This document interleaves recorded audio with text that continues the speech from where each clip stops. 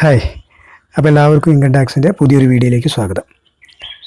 നമ്മൾ capital gain എന്ന് പറയുന്ന ഹെഡാണ് ഡിസ്കസ് ചെയ്തുകൊണ്ടിരിക്കുന്നത്. അപ്പോൾ അതിൽ എന്താണ് ക്യാപിറ്റൽ ഗെയിൻ, അതുപോലെ തന്നെ ക്യാപിറ്റൽ അസറ്റ് എന്താണ്, ക്യാപിറ്റൽ അസറ്റിൽ പെടാത്ത കാര്യങ്ങൾ എന്തൊക്കെയാണ്, പിന്നെ what are the different types of capital asset. അപ്പോൾ ഇത്രയും കാര്യങ്ങളൊക്കെ നമ്മൾ കഴിഞ്ഞ വീഡിയോകളിലായിട്ട് പറഞ്ഞിട്ടുണ്ട് ഡീറ്റെയിൽഡ് ആയിട്ട്. അപ്പോൾ ആ വീഡിയോ കാണാത്തവർ എന്ത് ചെയ്യുക, ആ വീഡിയോ ഒക്കെ ഒന്ന് കാണുക. ഇന്ന് നമ്മളിവിടെ ഡിസ്കസ് ചെയ്യുന്നത് എങ്ങനെയാണ് ക്യാപിറ്റൽ ഗെയിൻ കാൽക്കുലേറ്റ് ചെയ്യുന്നത്, ഹൗ ടു കാൽക്കുലേറ്റ് എന്നുള്ളതാണ്. അപ്പോൾ ഇതിൻ്റെ ഫോർമാറ്റാണ് നമ്മൾ ഉദ്ദേശിക്കുന്നത്, സ്പെസിമെൻ. അതുപോലെ തന്നെ ക്യാപിറ്റൽ ഗെയിനിനും എക്സംപ്റ്റഡ് ആയിട്ടുള്ള ഒരുപാട് കാര്യങ്ങളുണ്ട്. അപ്പോൾ അതിനെക്കുറിച്ചാണ് ഈ വീഡിയോയിൽ നമ്മൾ പ്രധാനമായിട്ടും ഡിസ്കസ് ചെയ്യുന്നത്. ഓക്കെ, അപ്പോൾ നമുക്ക് സമയം കളയുന്നില്ല, നമ്മൾ നേരിട്ട് എന്ത് ചെയ്യാണ്, വീഡിയോയ്ക്ക് പോകാം. ഓക്കെ, അപ്പോൾ കമ്പ്യൂട്ടേഷനും എക്സംഷൻ അണ്ടർ സെക്ഷൻ 54 ഈ രണ്ട് കാര്യങ്ങളാണ് ഈ ഒരു വീഡിയോയിൽ നമ്മൾ ഡിസ്കസ് ചെയ്യുന്നത്. ആദ്യം ഇതിൻ്റെ ഫോർമാറ്റ് എങ്ങനെ നമുക്ക് കാൽക്കുലേറ്റ് ചെയ്യാൻ നോക്കാം. നമ്മളിവിടെ ഷോർട്ട് ടൈം ക്യാപിറ്റൽ ഗെയിനാണ് കാൽക്കുലേറ്റ് ചെയ്യുന്നത് ആദ്യം.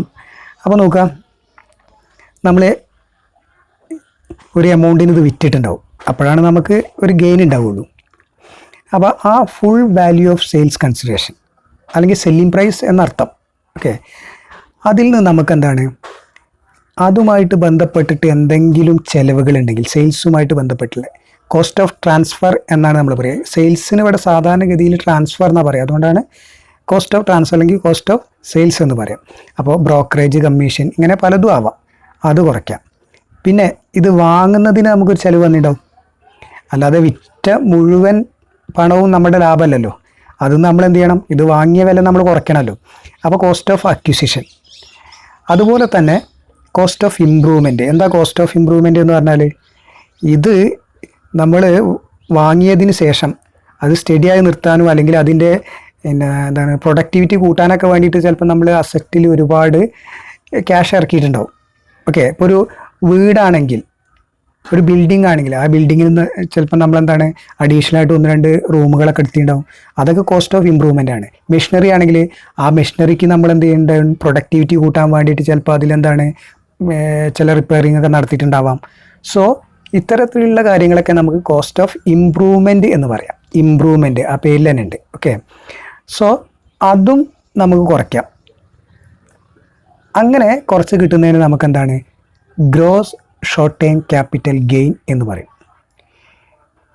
ഇതിൽ നിന്ന് നമുക്ക് ചില എക്സംഷൻ കിട്ടും. ആ എക്സംഷനാണ് ഇവിടെ പറഞ്ഞിരിക്കുന്നത്. സാധാരണഗതിയിൽ നമ്മളെന്താണ് അണ്ടർ സെക്ഷൻ 54 എന്നാണ് പറയാറ്. അപ്പോൾ 54B, 54D, 54G ഈ സംഭവങ്ങളൊക്കെ എന്താണ് ഷോർട്ട് ടൈം ക്യാപിറ്റൽ ഗെയിനിന് നമുക്ക് കുറയ്ക്കാൻ പറ്റും. ഇതൊക്കെ എന്തൊക്കെയാണ് നമ്മൾ എന്ത് ചെയ്യാം, ഡീറ്റെയിൽഡ് ആയിട്ട് പറയാം. സോ അങ്ങനെ അതും കൂടി കുറച്ചാൽ നമുക്ക് കിട്ടുന്നതാണ് taxable short time capital gain. അപ്പോൾ ഇതാണ് നമ്മുടെ short time capital gain calculate ചെയ്യുന്ന ഫോർമാറ്റ്. ഓക്കെ, ഇനി നമുക്ക് ലോങ് ടൈം എങ്ങനെയാണെന്ന് നോക്കാം. ലോങ് ടേം നോക്കൂ, ചെറിയൊരു വ്യത്യാസം മാത്രമേ ഉള്ളൂ. സെല്ലിംഗ് പ്രൈസ് ഓക്കെയാണ്, കോസ്റ്റ് ഓഫ് ട്രാൻസ്ഫർ, അതുപോലെ തന്നെ കോസ്റ്റ് ഓഫ് അക്വിസിഷൻ, അതുപോലെ കോസ്റ്റ് ഓഫ് ഇമ്പ്രൂവ്മെൻറ്റ്, ഇതൊക്കെ indexed cost of acquisition, indexed cost of improvement ആണ്.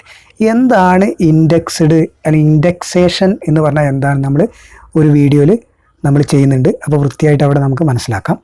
Then gross long term capital gain നമുക്ക് കിട്ടും. ഇതൊക്കെ കുറച്ചുണ്ടെങ്കിൽ അതിൽ നിന്നും നമുക്ക് എന്താണ് 54, 54B, 54D, 54EC, 54F, G, GA ഇത്രയും കാര്യങ്ങൾ ഇതിന്ന് നമുക്ക് എന്താണ് ഡിഡക്ഷൻ കിട്ടും, എക്സംഷൻ കിട്ടും.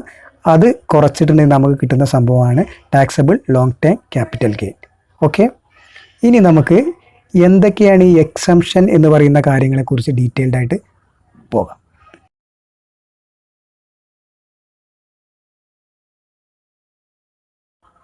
ഓക്കെ, അപ്പോൾ ക്യാപിറ്റൽ ഗെയിനിൽ നിന്ന് കിട്ടുന്ന എക്സംഷൻ ഓരോന്നായിട്ട് നമുക്കൊന്ന് ചെക്ക് ചെയ്യാം.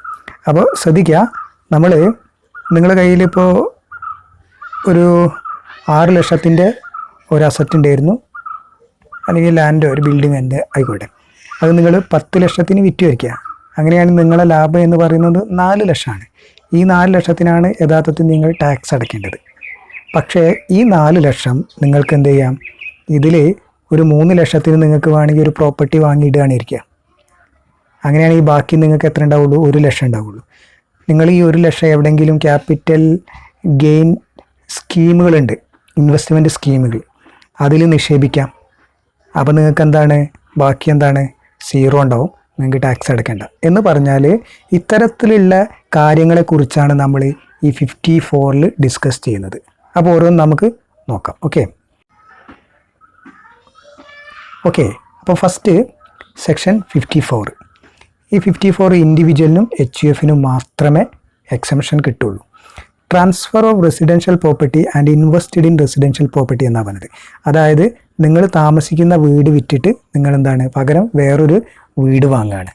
അപ്പോൾ വീട് വിറ്റ് വീട് വാങ്ങുക. അപ്പോൾ നിങ്ങളുടെ താമസിക്കുന്ന വീട് വിൽക്കുമ്പോൾ സ്വാഭാവികമായിട്ടും ലാഭത്തിന് വിൽക്കുകയാണെങ്കിൽ അവിടെ ഒരു ഗെയിൻ ഉണ്ടാവും. ആ ഗെയിനാണ് നിങ്ങൾ ടാക്സ് അടയ്ക്കേണ്ടത്. പക്ഷേ നിങ്ങൾക്ക് എന്ത് ചെയ്യാം, പുതിയൊരു വീട് വാങ്ങിക്കാം. അങ്ങനെയാണെങ്കിൽ എന്താണ് ആ എമൗണ്ട് മുഴുവനായിട്ടും നിങ്ങൾക്ക് എന്ത് ചെയ്യാം, അതാണ് എക്സംഷൻ എന്ന് പറയുന്നത്. ക്യാപിറ്റൽ ഗെയിൻ ഇൻവെസ്റ്റഡ് ആണ്. എത്രയാണോ നിങ്ങളതിൽ പുതിയ വീട് വാങ്ങാൻ വേണ്ടിയിട്ട് നിങ്ങൾ ചിലവാക്കിയത് അല്ലെങ്കിൽ അതിൽ ഇൻവെസ്റ്റ് ചെയ്തത്, അത്രയും തുക നിങ്ങൾക്ക് എന്ത് ചെയ്യാം, കുറയ്ക്കാൻ പറ്റും. ഓക്കെ. പക്ഷേ ഇതിൻ്റെ ഒരു കണ്ടീഷൻ ഉണ്ട്. ഇതാണ് within A period of 1 year before 2 year after the date of transfer purchased 1 residential house in India or within a period of 3 years constructed 1 residential house in India. ഇത്രയേ ഉള്ളൂ. സംഭവം സിമ്പിളാണ്. ഇതിൻ്റെ കണ്ടീഷൻ എന്താണെന്നാൽ നിങ്ങൾക്ക് നിങ്ങളെ വീട് വിൽക്കുന്നതിന് മുന്നേ ആണെങ്കിൽ, നിങ്ങൾ വാങ്ങുന്നതെങ്കിൽ 1 വർഷത്തിനുള്ളിൽ വാങ്ങണം. അപ്പോൾ ചിലപ്പോൾ നമ്മൾ താമസിക്കുന്ന വീടൊക്കെ ആകുമ്പോൾ നമ്മൾ വിൽക്കാൻ വേണ്ടി കാത്തുക്കൂല, അതിൻ്റെ മുന്നേ തന്നെ ചിലപ്പം വീട് വാങ്ങിയിടാം. അതുകൊണ്ടാണ് അങ്ങനെ പറയുന്നത്. സോ ബിഫോർ സെയിലാണെങ്കിൽ 1 year. അതല്ല നിങ്ങൾ വിറ്റതിന് ശേഷമാണ് പുതിയ വീട് വാങ്ങിക്കുന്നതെങ്കിൽ അത് 2 വർഷത്തിനുള്ളിൽ വാങ്ങിക്കണം, എന്നാലാണ് എക്സംഷൻ കിട്ടുള്ളൂ. അതല്ല നിങ്ങൾ വാങ്ങിക്കല്ല, പുതിയ വീടാണ് നിങ്ങളെന്താണ് കൺസ്ട്രക്റ്റ് ചെയ്യാനിരിക്കുക. അങ്ങനെയാണെങ്കിൽ 3 വർഷം വരെ നിങ്ങൾക്ക് എന്താ ചെയ്യാം, എക്സംഷന് വേണ്ടിയിട്ട് അത്രയും കാലാവധി നിങ്ങൾക്ക് കിട്ടും. അതാണ് ഈ പറഞ്ഞിരിക്കുന്ന കാര്യങ്ങൾ. ഓക്കെ. സോ നമുക്ക് നെക്സ്റ്റ് സെക്ഷൻ 54B. 54Bയിൽ transfer of agriculture land and invested in agriculture land. അപ്പോൾ ഞാൻ ഇതൊക്കെ മൊത്തങ്ങൾ വായിച്ചു നോക്കിയാൽ മതി. ഞാൻ ഇതിൻ്റെ മലയാളം എന്താണ് ഇതിൽ ആക്ച്വലായിട്ട് ഇതിൻ്റെ കോർ പോയിന്റ് ഞാൻ അങ്ങനെ പറയാം. കൃഷിഭൂമി വിറ്റിട്ട് കൃഷിഭൂമി വാങ്ങുകയാണ്. നിങ്ങൾക്ക് എന്താണ് ക്യാപിറ്റൽ എത്രയാണോ നിങ്ങളെ ഇൻവെസ്റ്റ് ചെയ്തിരിക്കുന്നത് ആ ഫുൾ എമൗണ്ട് നിങ്ങൾക്ക് എന്ത് ചെയ്യും, ഡിഡക്ഷൻ കിട്ടും. ഇൻഡിവിജ്വലിനും HUFനും മാത്രമാണുള്ളത്. ഓക്കെ. പിന്നെ അഗ്രികൾച്ചർ ലാൻഡ് ട്രാൻസ്ഫർ ചെയ്യുന്നതിൻ്റെ തൊട്ട് മുമ്പുള്ള 2 വർഷത്തിൽ ആ അഗ്രികൾച്ചർ പ്രോപ്പർട്ടി അല്ലെങ്കിൽ ആ ലാൻഡ് നിങ്ങളെന്താണ് അഗ്രികൾച്ചർ പർപ്പസിന് വേണ്ടിയിട്ട് യൂസ് ചെയ്തിരിക്കണം. അല്ലെങ്കിൽ നമുക്ക് യൂസ് ചെയ്യാം, അല്ലെങ്കിൽ നമ്മളെ പാരൻസ് യൂസ് ചെയ്താലും മതി. HUF ആണെങ്കിൽ HUFൻ്റെ ഫാമിലി യൂസ് ചെയ്താലും മതി. ഓക്കെ. അപ്പോൾ ഇതാണ് ഈ പറഞ്ഞിരിക്കുന്ന കാര്യം പറയുന്നത്. The assessee has purchased within A period of 2 years from the date of transfer any other land four agriculture purpose. 2 വർഷത്തിൻ്റെ ഉള്ളിൽ നിങ്ങൾ വാങ്ങിക്കും വേണം. അപ്പോൾ അതിൻ്റെ കാലാവധി 2 വർഷമാണ്. ഓക്കെ. അപ്പോൾ ഇത്രയും കാര്യമാണ് നിങ്ങളെന്താണ് 54B ആയിട്ട് ബന്ധപ്പെട്ട് ശ്രദ്ധിക്കേണ്ടത്. അത് കൃഷിഭൂമി വിറ്റാണ് വേറൊരു കൃഷിഭൂമി വാങ്ങുകയാണ്, ഫുൾ എമൗണ്ട് നിങ്ങൾക്ക് എക്സംഷൻ കിട്ടും. അത് ഇൻഡിവിജ്വൽ HUFന് മാത്രമാണുള്ളത്. 2 വർഷത്തിനുള്ളിൽ നിങ്ങൾ പുതിയത് വാങ്ങിക്കണം.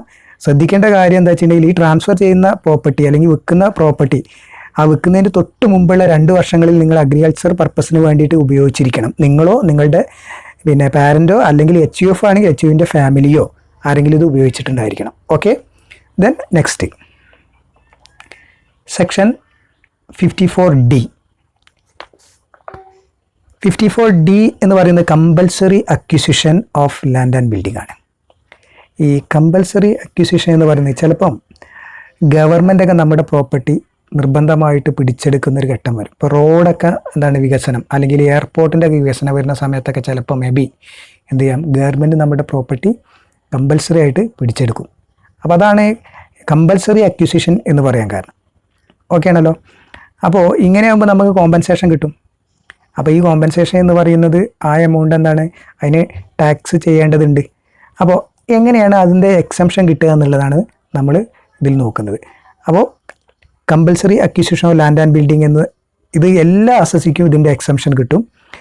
ഇത് എങ്ങനെയാ വെച്ചിട്ടുണ്ടെങ്കിൽ 3 വർഷത്തിനുള്ളിൽ നമ്മളെന്താണ് ആ കിട്ടിയ കോമ്പൻസേഷൻ വെച്ചിട്ട് നമ്മൾ എന്ത് ചെയ്യണം, ഒരു പുതിയത് നമ്മൾ നിർമ്മിക്കണം. 3 വർഷമാണ് ഇതിൻ്റെ കാലാവധി. ഓക്കെ, ഇത് തൊട്ട് മുമ്പുള്ള 2 വർഷങ്ങളിൽ ഇൻഡസ്ട്രിയൽ അണ്ടർടേക്കിങ്ങിന് നമ്മളെന്താണ് ഉപയോഗിച്ചിരിക്കണം. അതാണ് ഇതിൻ്റെ മറ്റൊരു പോയിന്റ് പറയുന്നത്. അതായത് നമ്മളത് കമ്പൽസറി അക്വയർ ചെയ്യുന്ന ഈ പ്രോപ്പർട്ടി ഉണ്ടല്ലോ, ഇത് നമ്മളെന്താണ് ഇതാ പിടിച്ചെടുക്കുന്നതിന് തൊട്ട് മുമ്പുള്ള 2 വർഷത്തിൽ അത് ഇൻഡസ്ട്രിയൽ വ്യാവസായിക ആവശ്യത്തിന് വേണ്ടിയിട്ട് നമ്മൾ ഉപയോഗിച്ചിരിക്കണം. ഫുള്ള് എമൗണ്ട് നമുക്ക് എന്ത് ചെയ്യും, ഡിഡക്ഷൻ കിട്ടും. അപ്പോൾ ഇതാണ് 54D എന്ന് പറയുന്ന സംഭവമായിട്ട് ബന്ധപ്പെട്ട് നമ്മൾ ശ്രദ്ധിക്കേണ്ട കാര്യം. ഇതെല്ലാവർക്കും എല്ലാ അസസിക്കും എന്താണ് ഇതിൻ്റെ എക്സംഷൻ അവൈലബിൾ ആണ്. ഫുൾ എമൗണ്ട് നമുക്ക് അവൈലബിൾ ആണ്. പിന്നെ അതുപോലെ തന്നെ എന്താണ് ഗവൺമെൻറ് നമ്മുടെ പ്രോപ്പർട്ടി സ്വന്തമായിട്ട് അതാണ് നിർബന്ധമായിട്ട് പിടിച്ചെടുക്കുന്ന ഒരു സംവിധാനമാണിത്. അപ്പോൾ അത്തരം പ്രോപ്പർട്ടി നമ്മളെന്താണ് ആ കോമ്പൻസേഷൻ കിട്ടുന്ന ആ പ്രോപ്പർട്ടി നമ്മൾ എന്നാണോ പിടിച്ചെടുക്കുന്നതിന് തൊട്ട് മുമ്പുള്ള 2 വർഷങ്ങളിൽ നമ്മൾ വ്യാവസായിക ആവശ്യത്തിന് വേണ്ടി ഉപയോഗിച്ചിട്ടുള്ളതായിരിക്കണം. എങ്കിൽ മാത്രമേ നമുക്ക് എന്തുള്ളൂ, ഈ ഒരു എക്സംഷൻ നമുക്ക് അവൈലബിൾ ആയിട്ടുള്ളൂ. ഓക്കെ ആണല്ലോ. ദെൻ നെക്സ്റ്റ് 54EC, അത് transfer of long time capital asset and invested in long time specified asset. നിങ്ങളൊരു ലോങ് ടൈം ക്യാപിറ്റൽ അസറ്റ് വിറ്റിട്ട് നിങ്ങളെന്താണ് ഒരു ലോങ് ടൈം സ്പെസിഫൈഡ് അസറ്റിൽ ഇൻവെസ്റ്റ് ചെയ്യുക. അപ്പോൾ സ്പെസിഫൈഡ് അസറ്റ് ഏതാണെന്നൊക്കെ ടാക്സിൽ ഇപ്പോൾ നിങ്ങൾക്ക് അത് പറയും. ഓക്കെ, ദെൻ ഇതിൻ്റെ പ്രത്യേകതകൾ, ഇത് ഒന്നാമത്തെ ഒരു കാര്യം എന്ന് പറയുന്നത് ഈ അസറ്റ് നിങ്ങൾ 6 മാസത്തിൻ്റെ ഉള്ളിൽ വാങ്ങിച്ചിരിക്കണം. The new asset should be purchased within 6 months. പിന്നെ ഇതിൻ്റെ എക്സംഷൻ എന്ന് പറയുന്നത് 50 ലക്ഷമാണ്. ഓക്കെ, അപ്പോൾ ഇത്രയും കാര്യമാണ് ഇതിൽ ശ്രദ്ധിക്കേണ്ടത്. എല്ലാ അസസിക്കും ഉണ്ട്. അതുപോലെ 6 മാസത്തിനുള്ളിൽ വാങ്ങിച്ചിരിക്കണം. മാക്സിമം എക്സംഷൻ എന്ന് പറയുന്നത് 50 ലക്ഷം. Okay, next 54F. 54F individual അതുപോലെ തന്നെ HUFനും മാത്രമേ കിട്ടൂ. ഇതെന്താണ് പറയുന്നത്, transfer of long time capital asset and invested in residential house. അതായത് നിങ്ങളുടെ ലോങ് ടൈം അസറ്റ് വിറ്റിട്ട് നിങ്ങളെന്താണ് ഒരു റെസിഡൻഷ്യൽ ഹൗസിൽ ഇൻവെസ്റ്റ് ചെയ്യാണ്. റെസിഡൻഷ്യൽ ഹൗസ് എന്ന് പറഞ്ഞാൽ എന്താണ്, നിങ്ങൾക്ക് താമസിക്കുന്ന ഒരു വീട്. ഓക്കെ, അത് വാങ്ങുക അല്ലെങ്കിൽ അതിൽ ഇൻവെസ്റ്റ് ചെയ്യാൻ അർത്ഥം. ഓക്കെ, ദെൻ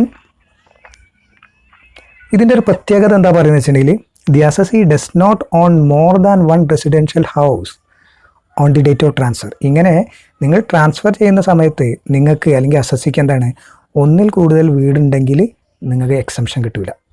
2 വീടുണ്ടെങ്കിൽ എന്തായാലും നിങ്ങൾക്ക് ഈ എക്സംഷന് നിങ്ങൾ യോഗ്യരല്ല. ഒരു വീടുണ്ടെങ്കിൽ മാത്രമാണ് നിങ്ങൾക്ക് എക്സംഷൻ കിട്ടുള്ളൂ. ഇനി മറ്റൊന്ന് ശ്രദ്ധിക്കാനുള്ള എന്താ വെച്ചിട്ടുണ്ടെങ്കിൽ, ഇതിൻ്റെ ഒരു പീരിയഡാണ്. ഈ പീരിയഡ് എന്ന് പറയുന്നത് നമ്മൾ 54 പറഞ്ഞ അതേ സംഭവം തന്നെയാണ്. ആദ്യം പറഞ്ഞ സംഭവം, within A period of 1 year before 2 year after the date of transfer purchased 1 resident house in India or within A period of 3 year constructed 1 residential house in India. എന്താ പറഞ്ഞത്, നിങ്ങൾ ഇതിൻ്റെ കണ്ടീഷൻ ബിഫോർ സെയിലാണെങ്കിൽ 1 year ആണ് അല്ലേ, അതല്ല അത് പിന്നെ ആഫ്റ്റർ സെയിലാണെങ്കിൽ 2 year ആണ്. ഇനി അത് കൺസ്ട്രക്റ്റ് ചെയ്യുകയാണെങ്കിൽ എന്താണ്, പുതിയത് നിങ്ങൾ അത് നിർമ്മിക്കുകയാണെങ്കിൽ എന്താണ് 3 വർഷം വരെ നിങ്ങൾക്ക് എന്താണ് അതിൻ്റെ കാലയളവ് ഉണ്ടായിരിക്കും. ഇത് ആദ്യം 54 നമ്മൾ പറഞ്ഞ ആ കണ്ടീഷൻ അതേ കണ്ടീഷൻ തന്നെയാണ്. ശ്രദ്ധിക്കുക, ഇതിൻ്റെ എക്സംഷൻ എന്ന് പറയുന്നത് പ്രൊപ്പോർഷനേറ്റ് കൺസിഡറേഷൻ ഇൻവെസ്റ്റഡ് ആണ്. അപ്പോൾ ഫുൾ എമൗണ്ട് നമുക്ക് എന്തില്ല ഇതിൻ്റെ എക്സംഷൻ കിട്ടില്ല. ഒരു പ്രൊപ്പോർഷനേറ്റ് നെറ്റ് കൺസിഡറേഷൻ ആണ് നമുക്ക് കിട്ടുക. അതെങ്ങനെ കാൽക്കുലേറ്റ് ചെയ്യുക, അതിലുണ്ട് capital gain divided by net consideration into amount invested. Capital gain നമുക്ക് കിട്ടിയിട്ടുണ്ടാവും. ആ ക്യാപിറ്റൽ ഗെയിന് അതിൽ നിന്നാണ് നെറ്റ് കൺസിഡറേഷൻ പറഞ്ഞാൽ സെയിൽസ് നിന്ന് നമുക്ക് എന്താണ് അതുമായിട്ട് ബന്ധപ്പെട്ടുള്ള കോസ്റ്റ് ഓഫ് സെയിൽസ് ഒക്കെ ഉണ്ടായിരിക്കും, അതൊക്കെ നമുക്ക് കുറയ്ക്കാം. അതാണ് നെറ്റ് കൺസിഡറേഷൻ എന്ന് പറയുന്നത്. ഇപ്പോൾ സെയിൽസ് മൈനസ് സെല്ലിങ് എക്സ്പെൻസ്, അപ്പോൾ നെറ്റ് കൺസിഡറേഷൻ ആണ്. Okay, then into amount invested, എത്രയാണോ നമ്മൾ ഇൻവെസ്റ്റ് ചെയ്ത എമൗണ്ട് അതൊക്കെ ക്വസ്റ്റ്യൻ ഉണ്ടായിരിക്കും, അത് നമ്മളെന്താണ് അതുകൊണ്ട് മൾട്ടിപ്പിൾ ചെയ്താൽ നമുക്ക് എന്താണ് പ്രൊപ്പോർഷനേറ്റ് നെറ്റ് കൺസിഡറേഷൻ കിട്ടും. അതാണ് നമുക്ക് എക്സംഷനായിട്ട് കിട്ടുള്ളൂ. അല്ലാതെ മുഴുവൻ നമുക്ക് എന്ത് ചെയ്യില്ല, എക്സംഷൻ കിട്ടില്ല. Okay okay next section 54G. അത് എല്ലാ അസസിക്കും ഇതിനുള്ള ആനുകൂല്യം കിട്ടും. ഇത് എന്തുമായിട്ട് ബന്ധപ്പെട്ടതാണ്?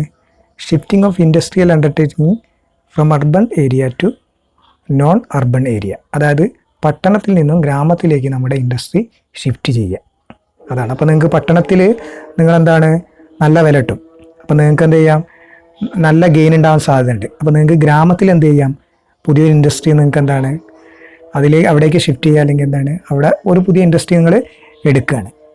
അങ്ങനെയാണെങ്കിൽ ആ മുഴുവൻ ക്യാപിറ്റൽ ഇൻവെസ്റ്റഡ് എത്രയാണോ നിങ്ങൾ അവിടെ ഇൻവെസ്റ്റ് ചെയ്യണത്, ആ മുഴുവൻ നിങ്ങൾക്ക് എന്ത് ചെയ്യാം, ലെസ് ചെയ്യാൻ പറ്റും. Okay okay next section 54GA എല്ലാ അസസികൾക്കും അവൈലബിൾ ആണ്. എന്താ അതിൻ്റെ പ്രത്യേകത? Shifting of industrial undertaking from urban area to special economic zone SEZ. Okay എന്താണ് സ്പെഷ്യൽ എക്കണോമിക് സോൺ അറിയാലോ. ചില പ്രദേശങ്ങളുണ്ടാവും, അത് ഗവൺമെൻറ് അതിനെ പ്രത്യേക പരിഗണന അർഹിക്കുന്ന സ്ഥലങ്ങളായിട്ട് പറയുന്നുണ്ടായിരിക്കും. അത്തരത്തിലുള്ള സോണുകളെയാണ് സ്പെഷ്യൽ എക്കണോമിക് സോൺ എന്ന് പറയുന്നത്. ഓക്കെ അപ്പോൾ അതിൽ നിങ്ങൾ ഇൻവെസ്റ്റ് ചെയ്യുന്ന ക്യാപിറ്റൽ എത്രയാണോ നിങ്ങൾ ഇൻവെസ്റ്റ് ചെയ്യുന്നത്, അത് മുഴുവൻ നിങ്ങൾക്ക് എന്താണ്, എക്സംഷന് അലവബിളാണ്. Okay the next 54GB. ഇത് ഇൻഡിവിജ്വലിനും HUFനും മാത്രമാണുള്ളത്. Transfer of residential property and invested in equity shares of an eligible company. നിങ്ങളെന്താണ്, നിങ്ങൾ താമസിക്കുന്ന വീട് വിറ്റിട്ട് അത് ഇക്വിറ്റി ഷെയറിൽ ഇൻവെസ്റ്റ് ചെയ്യുക. അത് ഇൻഡിവിജ്വലിനും HUFനും മാത്രമാണുള്ളത്.